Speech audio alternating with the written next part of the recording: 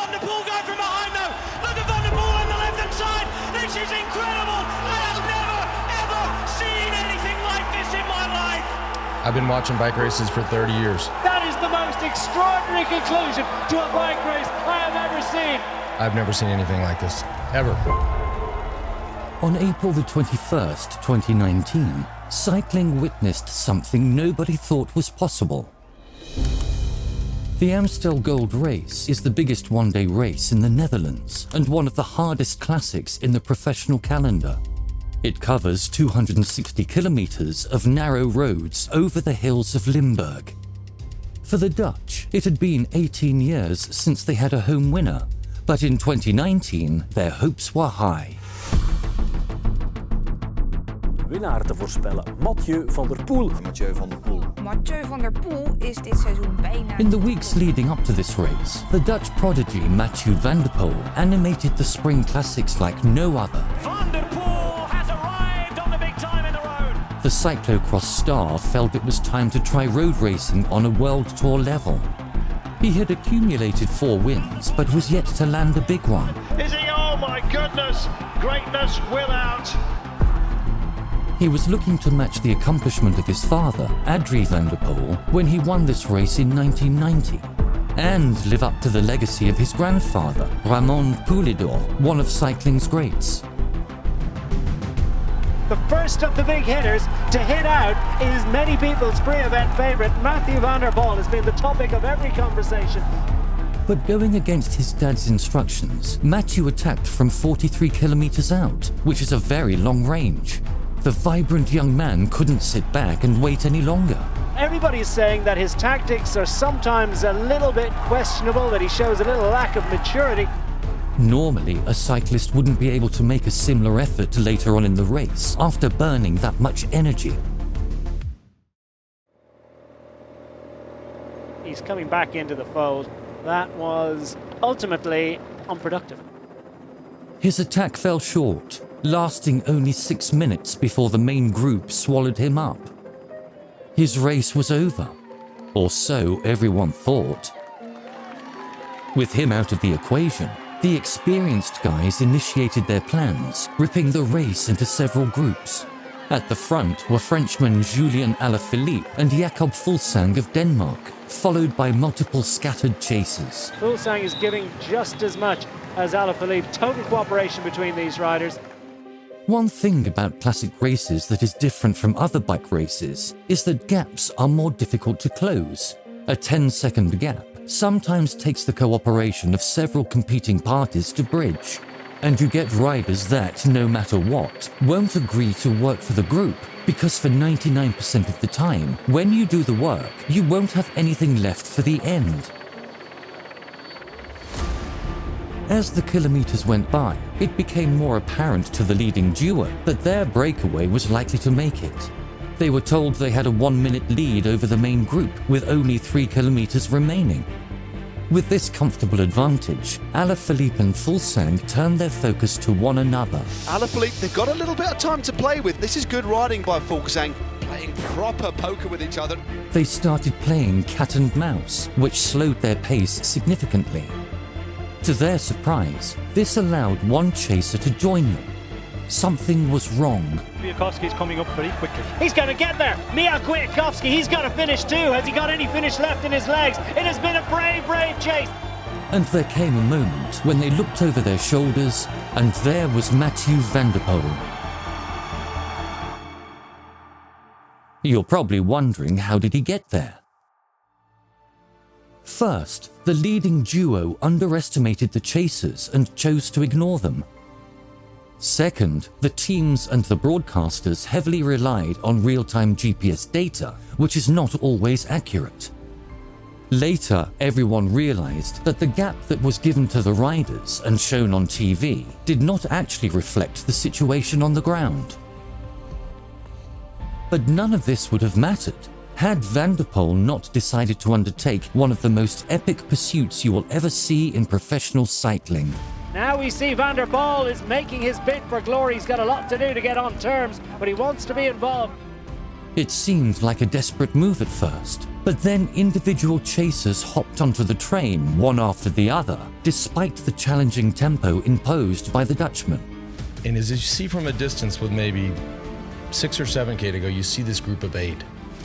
And you see this animal, Van der Poel, on the front. He is pulling them all. They can't even pull through. Bauke Mollema is on 8th wheel, and he's like swinging. He can't hold the wheel. 400 metres. Van der Poel behind. Clark with him. Schachmann. Balde. Madouas. The finish line was finally in sight after he closed a seemingly impossible-to-plug time gap. This looked impossible a mere kilometre ago. Van der Poel tried to get somebody to pull in the front for one last time, but it was to no avail. It was every man for himself at that point. Having done all the work for 10 straight minutes, you wouldn't expect him to have anything left for the sprint. However, the unthinkable happened. It's Alaphilippe who takes up on the right hand side. Look at Van der Poel going from behind now. Look at Van der Poel on the left hand side. Mathieu Van der Poel's going to do it. Mathieu Van der Poel, this is incredible. I have never, ever seen anything like this in my life. This place erupts. It's Roy of the Rover stuff for Mathieu Van der Poel.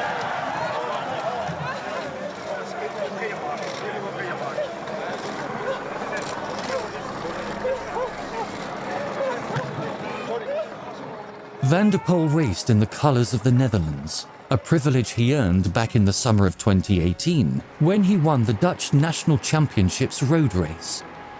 He spent most of that day at the front, but the breakaway failed near the end. Mathieu Van der Poel, well, people have questioned the folly of going in a move on a circuit such as this with such a long distance to go. When it was time to sprint for the line, Van der Poel re-emerged. And going for glory, it's singled out. Can it possibly be? It is! It's Mathieu Van der Poel, bursts through on the inside. And what about that? That's the most remarkable finish in the break for so much of the afternoon. And Mathieu Van der Poel has survived to take the victory. However, this win sparked some controversy, as one camp believed that Van der Poel should have been disqualified because he grabbed and pulled his opponent out of the way during the sprint in a complete violation of the rules. Others counter-argued that the FDJ rider was in the wrong in the first place because he moved out of his lane to block Mathieu from passing. Who was in the wrong? Let us know what you think. He reached a maximum power of 1700 watts and averaged 1300 watts over the whole sprint. Yet he's not by any means a sprinter. Van der Poel's cyclocross background has honed him into this powerhouse with a set of skills that enable him to compete at the highest levels of 4 different sports: cyclocross, road cycling, gravel, and mountain biking. In addition to sprinting, he can time trial very well when he has to. His bike handling is elite, and he is impervious to the cobblestones. But his mightiest weapon is his explosiveness. Van der Poel is arguably the world's best puncher, a French cycling term given to those who are very explosive in short, steep climbs. Watch how quickly he overtakes his opponents on this hill. Swift there, here comes Van der Poel. Mathieu Van der Poel, the gap is closed. Mathieu Van der Poel now makes his move. Can anyone answer?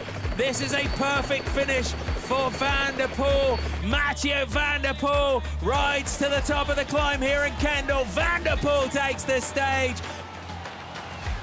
With this arsenal, you would think it's been a total dominance for him in the age categories. However, there's one man who, time and time again, has given him a tough challenge. Some say cycling is a religion in Flanders. At some point, every Flandrian kid has dreamt of winning the Tour of Flanders, and Van der Poel, who was born and raised there, is no exception. He came across another kid from Antwerp with the same objective. His name was Wout van Aert, and this was the beginning of one of the most legendary sporting rivalries. Although no two cyclists are equal, This kid was a match for Mathieu in many ways. It didn't take long for their paths to cross, and soon they monopolised the podium spots in junior cyclocross. They then switched to the elite category and turned it into a two-horse race. Mathieu Van der Poel, at 20 years of age, has ridden away from the entire elite men's field. Year after year, they kept pushing each other as they climbed the ladder of success. It was only a matter of time before they brought their rivalry onto the road, and in less than 2 years, Van der Poel and Van Aert became two of the world's best road cyclists. The 2020 Tour of Flanders was where things were destined to go down. Two cyclists on a par with one another, aiming for the same goal. Underway we are for the Tour of Flanders as they roll out and into town of Antwerp. An enormous day today. Van Aert rode this race twice. He finished 9th and 14th, whereas Van der Poel had raced it once.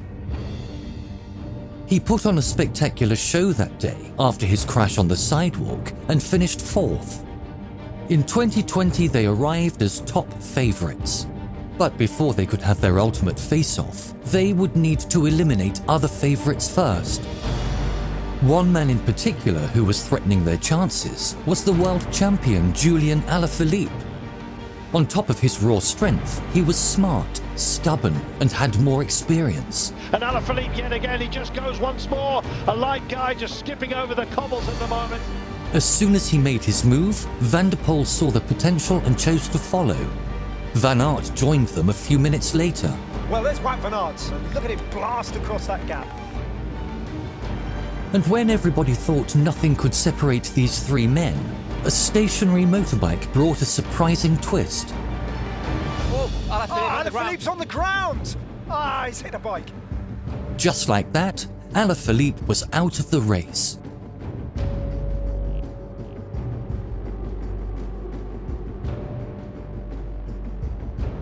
Finally, it was between Van der Poel and Van Aert. There are some moments in sports that seem almost predestined. This was one such moment.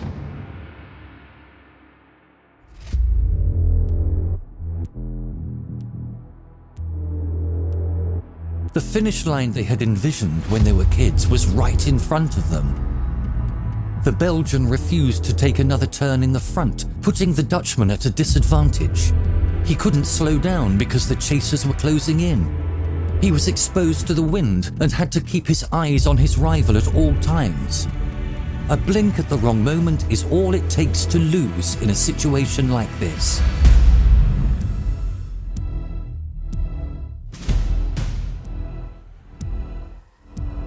To end all the suspense, they went for it at the same time.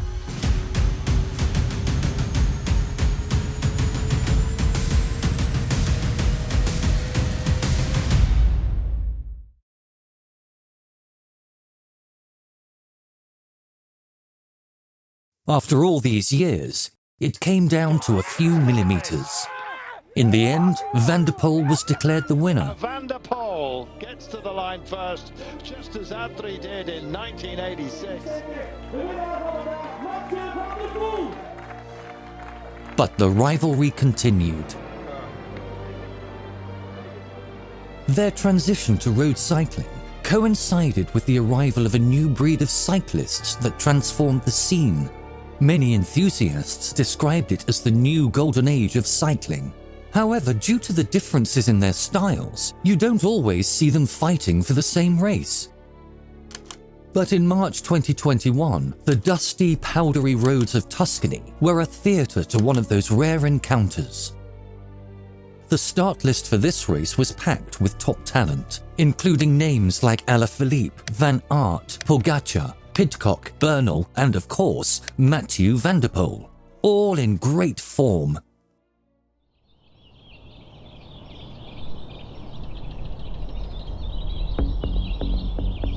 A white dust cloud rose over the Tuscan hills once the gladiators ignited the race.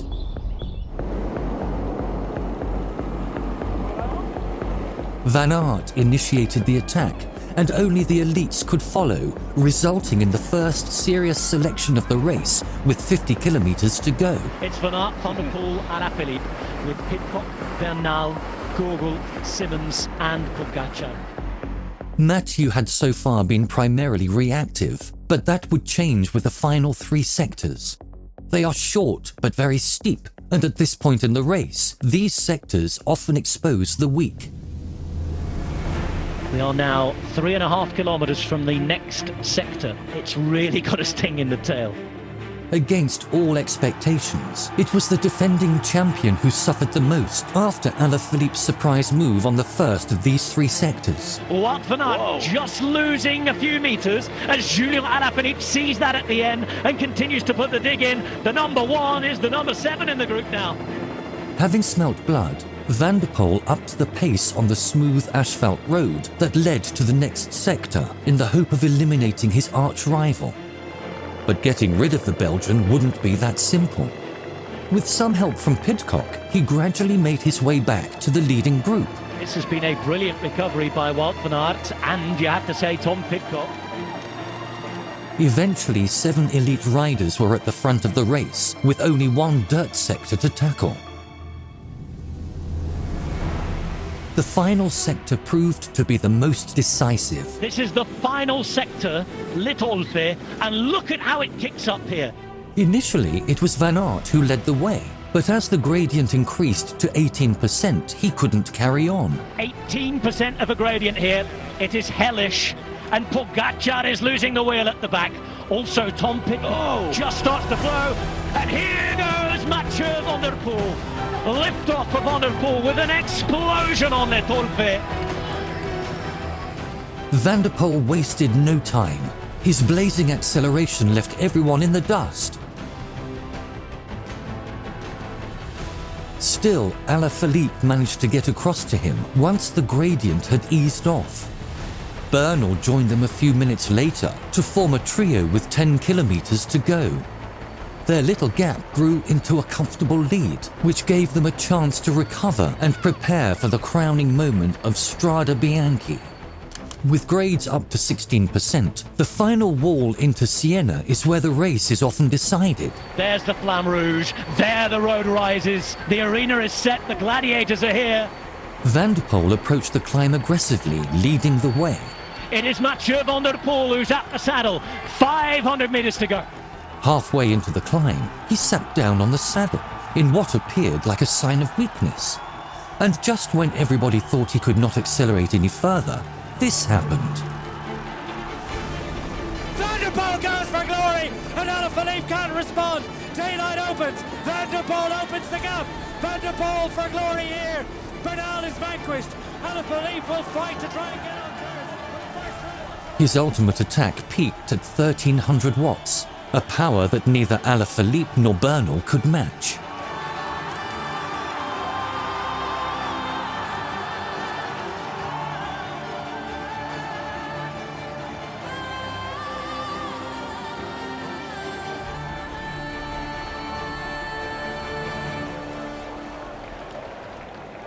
Unlike all pro cyclists, Mathieu's attacks are not solely driven by the desire to win, gain time, or score points.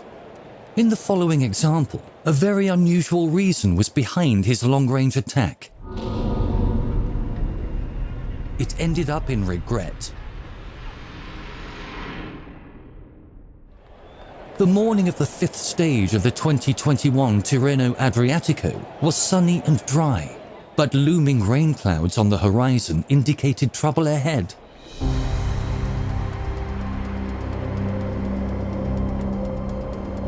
Unsurprisingly, the Dutchman went for a second attack while eating a snack right after his first attempt had failed.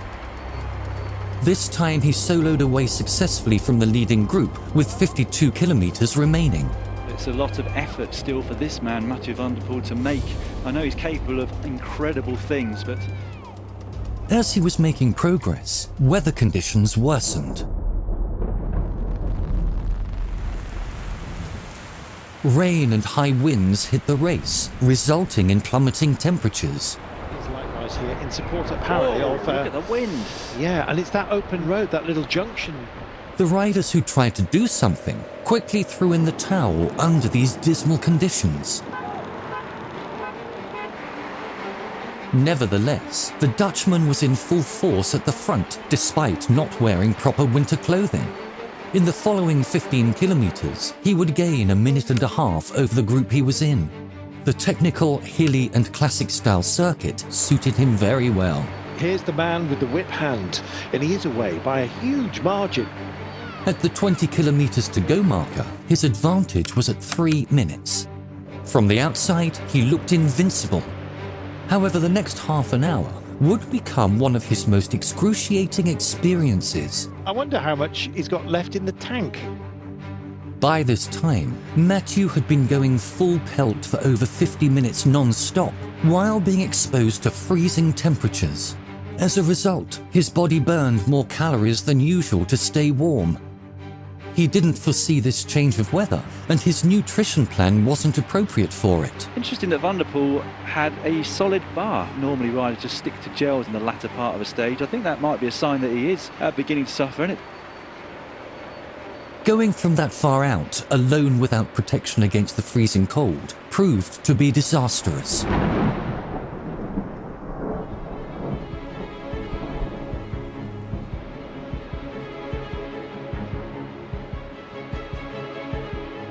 To make matters worse, the race leader decided to attack with 17 kilometers to go.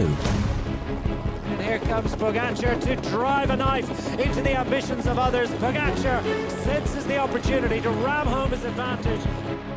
Van der Poel wasn't a threat to him in the GC, but Van Aert was. Pogacar was aiming to extend his lead on the Belgian and possibly even go for the stage win. The gap's still not tumbling, but gradually coming down to Pogacar behind him. The then Tour de France champion settled into time trial mode. He reduced Van der Poel's 3-minute advantage to 1.5 minutes in just 10 kilometers. 1 minute and 18 seconds, 5Ks to go. He's not going to lose it now, surely. By the final climb, Pogacar had him in sight. Here we are, he's still climbing, don't forget, and the man behind him is more adept at a moment such as this. Has he just done enough here, Mathieu Van der Poel? Van der Poel gathered every bit of strength left in his body for one last push, just enough to reach the finish line ahead of the Slovenian.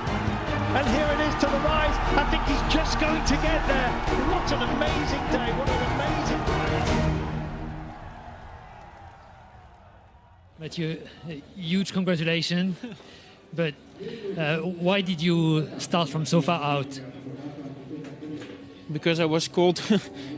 I wanted to make the race to get warmed up again, but then the last 20k were really hell for me today. In the years following his transition to road cycling, Van der Poel kept on entertaining the world with stellar performances. He grew more confident and capable. He stays active throughout the winter, but those cyclocross world titles were becoming less fulfilling for him. His eyes were on something bigger.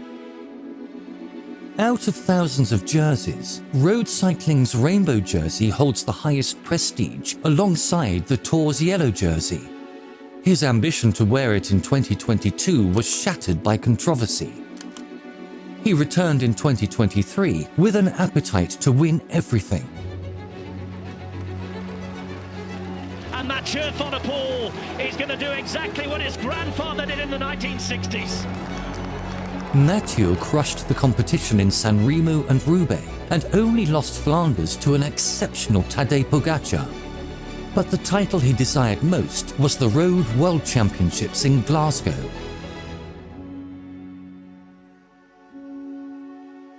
The World Championship proved to be a true race of attrition. Many big names gave in early, including the title holder, Remco Evenepoel, which shows how brutal this circuit was. The endless loops of ups and downs, left and right, drains the body and the mind. This led to the formation of a small group of favourites that involved Van der Poel with 40 kilometres to go. Pogacar, Van der Poel, Pedersen, Van Aert, what a group this is. They worked together to bring back the last escapee, a pursuit that cost them more than they had expected. Van der Poel sensed their weakness, and as they were about to catch Mathieu, the Flying Dutchman took off, instantly opening a gap in one of the steepest parts of the race. Van der Poel with a rocket attack. Here he goes. And Mathieu Van der Poel has some road. He has clearance. He has daylight. And with 44 corners per lap, he quickly vanished from their sight. This is what he does in cyclocross. This is what he does every day in the winter. He knows his effort. He knows how to judge it. And there's not many people better in the world than this. Mathieu was in a league of his own, with the technical circuit giving him an edge over the rest. He gained half a second with each turn. Van der Poel is fully committed, 100% effort all the way to this finish line. The gap stretched to 34 seconds. Things were going too well for him. Then misfortune hit.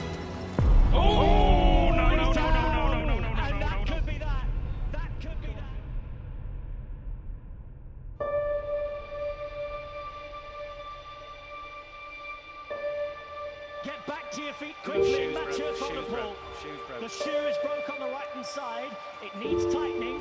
His rear wheel slid out on a right-hand corner.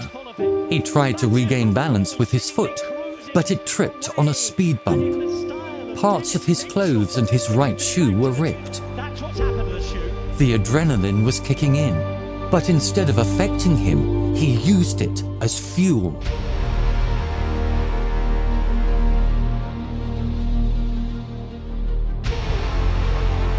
These guys don't know that's happened.